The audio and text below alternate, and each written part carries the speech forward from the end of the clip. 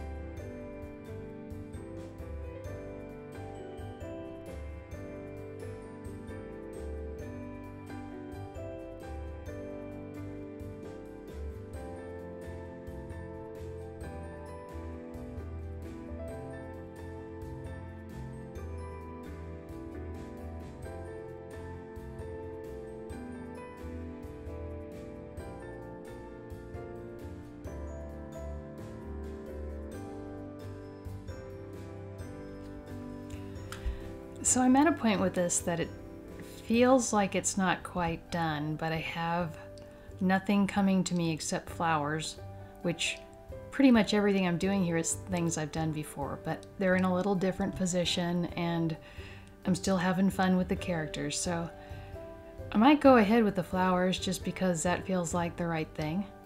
And all right then, here we go.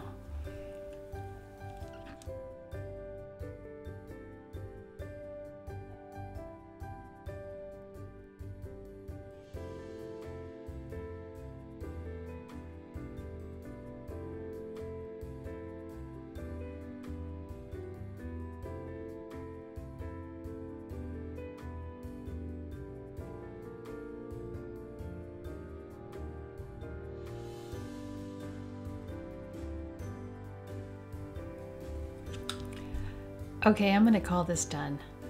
And I think it's in my style. I don't really know if it's in my style.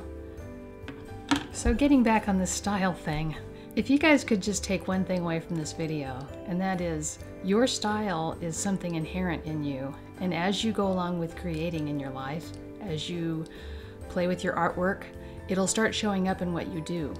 Even with a lot of influence from things you're looking at, and I recommend you look at a lot of stuff from a lot of different sources because you don't want to get too close to anybody when you're working.